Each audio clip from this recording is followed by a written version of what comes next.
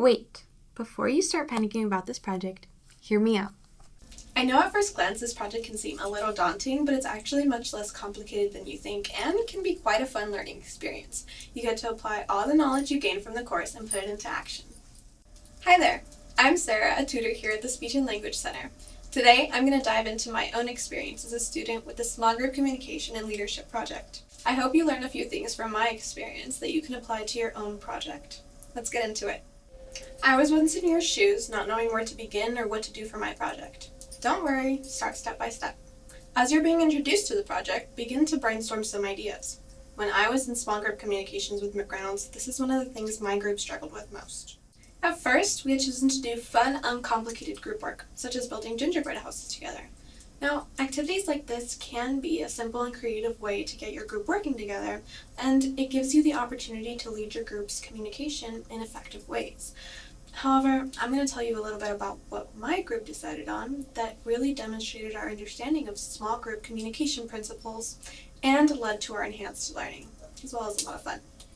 A big part of the project that you should think about is who you have in your group. It is always nice to have family or friends in your group, but I advise you to consider teaming up with others in your class. It can be so much more enriching, and you can learn so much more working through the project with your classmates who have also learned the same communication skills and principles you have. It can also be a really good way to build connections or friendships with other students. Think about it. My group and I were on the smaller side. We started off with just 2 of us from the class, and from then added a 3rd member. But remember that 3 people is the minimum requirement for a small group. We chose to do a study group for our project because the 3 of us were in a different, quite challenging class. If you've taken chemistry, you know the hardships we went through. We thought the use of a study group for the Small Group Leadership Communication Project was the perfect way to build on productivity, not just in small group communication, but in other classes that group mates had in common as well. It kills 2 birds with 1 stone. When setting up the groundwork and planning our project, we communicated with each other several times in person and through online communication like FaceTime and group chats as well. Time management was quite a bit of a problem for us, as I imagine it is for most groups doing projects together. Our class schedules were very different, and we all had work and familiar responsibilities to juggle too.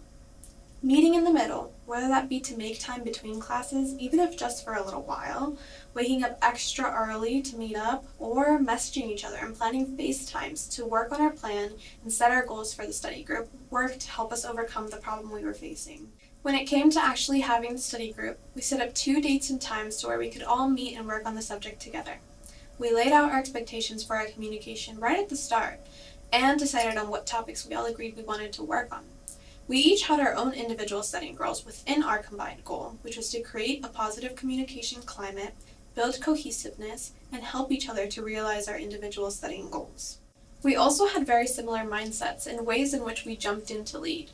Having the same mindset and setting goals early on can save you all a lot of issues that can arise from being out of sync.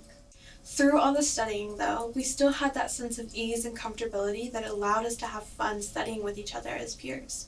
But it was because we prioritized creating a positive and constructive communication climate. Whenever someone made a mistake, we laughed it off, but of course we made sure to help each other and to explain processes to each other to see where we went wrong and how to fix our mistakes with no judgment.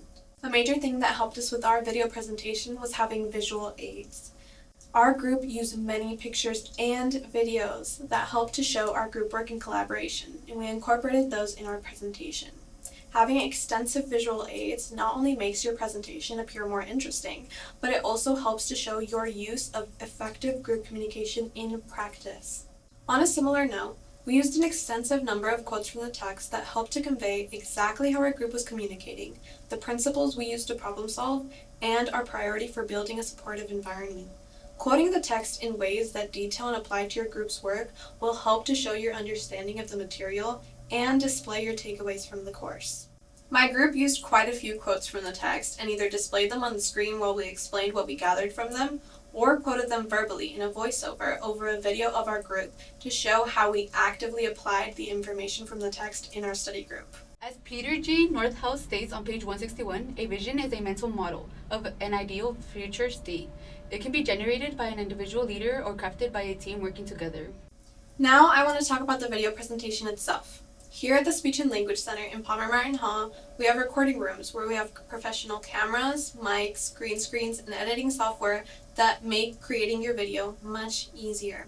Before I was a tutor here at the SNL Center, I was a student in Professor McReynolds' class, just like you, that went in for help with recording, and boy am I glad I did. Recording and editing videos wasn't something I myself or my group members were familiar with beforehand, so we were stressed about that aspect of our project too. But coming in here to the SNL Center, the process of recording and putting our video together went very smoothly though, thanks to the tutors here at the SNL Center that helped make that happen. Lastly, here's just some helpful tips to remember when working on your project. First, it is important that as a leader, you keep your group on track to a positive climate and build comfortable, problem-solving, confidence-boosting spaces. Use relevant, detailed research. Avoid looking like a statue. Use hand gestures and eye contact when you present. And lastly, know that you will carry the skills you develop during this project with you moving forward. So try your best, take the plunge, and involve yourself. Thanks for watching this video. If you have any questions, feel free to chat with your professor or come by to the Speech and Language Center. We're always here to help with your communication needs. You can also find our scheduling times at this link, calendly.com/tutor-scheduling. Thanks for watching. See you next time.